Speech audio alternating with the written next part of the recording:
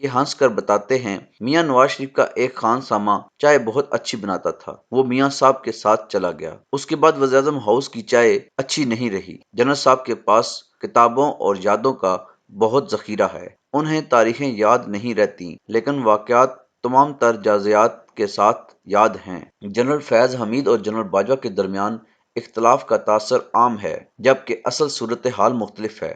General فیض حمید retirement کے بعد ان سے ملاقات کے لیے بھی آئے اور دونوں اب مل کر ویلفیئر کا کوئی پروجیکٹ بھی بنا رہے ہیں۔ ملک محمد احمد خان ان کے سمدی صابر مٹھو کے دوست ہیں اور ان کے ذریعے ان سے ان کا رابطہ رہا۔ ان ملاقاتوں کے دوران کبھی ملک محمد احمد خان نے عمران خان کے خلاف بات کی اور نہ جنرل باجوہ نے انہیں کرنے دی۔ محمد زبیر جنرل باجوہ کے ماموں زاد انجم وڑائچ کے دوست اور کلاس فیلو ہیں۔ یہ انجم وڑائچ کے ریفرنس سے انہیں ملتے تھے۔ علیم خان کے سسر راجہ محمد صابر مرحوم ان کے سسر جنرل اعجاز امجد کے دوست تھے اور اس تعلق سے ان کی علیم خان سے 3 ملاقاتیں ہوئیں۔ جہانگیر ترین عمران خان کو لے کر پہلی بار ان کے گھر آئے تھے۔ یہ عمران خان کی چند خوبیوں کے آج بھی متعارف ہیں، تاہم یہ بار بار ذکر کرتے ہیں نواز شریف نے انہیں ہمیشہ عزت دی۔ ان کی میاں نواز شریف سے 2017 کے بعد صرف ایک بار ٹیلی فون پر بات ہوئی اور وہ بھی انہوں نے بیگم کلثوم کے انتقال پر تعزیت کے لیے میاں نواز شریف کو فون کیا۔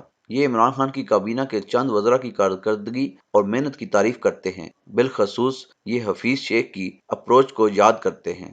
فروغ نسیم کی بھی تعریف کرتے ہیں۔ عثمان بزدار اور شہزاد اکبر کو عمران خان کی ناکامی کی بڑی وجہ قرار دیتے ہیں۔ یہ دنیا سے $13.5 ارب پاکستان لے کر آئے تھے۔ فیکٹف ریکوڈک اور افغانستان، چین، سعودی عرب، UAE، قطر اور امریکہ کے ساتھ سفارتکاری ان کے اہم کام تھے۔ مجھے محسوس ہوا فوج کو نیوٹرل کرنا اور سیاست سے باہر لانا ان کا مشکل ترین کام تھا اور یہ اسے درست اپروچ بھی سمجھتے ہیں۔ یہ سمجھتے ہیں ملک صرف جمہوریت، معاشی استحکام اور ڈائیلاگ سے چل سکتا ہے۔ یہ سمجھتے ہیں سیاستدانوں کو ایک دوسرے کے ساتھ بیٹھ کر بات چیت کے ذریعے اپنا بوجھ خود اٹھانا چاہیے تاکہ فوج سیکورٹی پر توجہ دے سکے۔ سیاست فوج کا کام نہیں اور یہ جب بھی سیاست میں آئی ملک کو نقصان ہوا۔ یہ سمجھتے ہیں فوج کو سیاست سے باہر لا کر انہوں نے اپنی قربانی دے دی لیکن فوج کو بچا لیا۔ ان کے لیے بہت آسان تھا، یہ عمران خان کو سپورٹ کرتے رہتے، اپنی مدت پوری کرتے اور عمران خان سے اپنے حق میں الوداعی تقریر کروا کر رخصت ہو جاتے، لیکن یہ ملک اور جمہوریت کے لیے خطرناک تھا، چنانچہ انہوں نے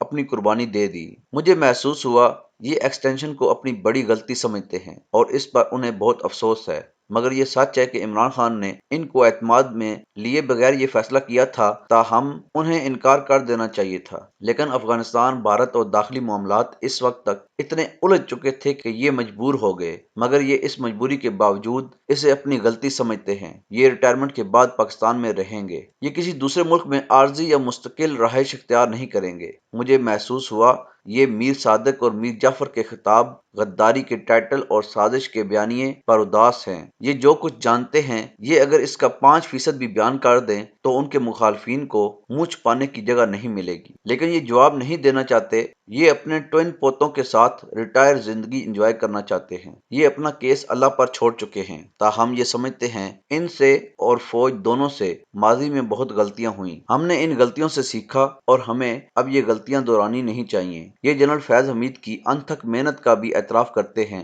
یہ بتاتے ہیں یہ شخص 18 گھنٹے کام کرتا تھا اور اس کی ملک کے لیے خدمات ناقابل فراموش ہیں۔ یہ جنرل عاصم منیر کی ایمانداری، پروفیشنلزم اور ملک سے محبت کے بھی متعارف ہیں۔ ان کا خیال ہے جنرل عاصم عربی زبان جانتے ہیں، گلف کے تمام معاملات کو اچھی طرح سمجھتے ہیں، ان کے شاہی خاندانوں سے بہت اچھے تعلقات ہیں۔ یہ DGMI اور DGISI رہے، مکمل سولجر ہیں اور ہر قسم کا پریشر برداشت کر لیتے ہیں، لہٰذا یہ فوج اور اندرونی اور بیرونی چیلنجز سے آسانی سے نبٹ لیں گے۔ تاہم ان کو خدشہ ہے کہیں ان کی طرح نئے آرمی چیف کے خلاف بھی ٹرولنگ نہ شروع ہو جائے، اور اگر خدا نہ خواستہ ایسا ہوا تو یہ ملک کے لیے انتہائی خطرناک ہوگا۔ یہ گرینڈ ڈائیلاگ اور جمہوریت دونوں کے حامی بھی ہیں اور کھلے دل سے اپنی غلطیوں کا اعتراف بھی کرتے ہیں، لیکن اتنے احسانات کے بعد انہیں عمران خان سے اس رویے کی ہرگز توقع نہیں تھی۔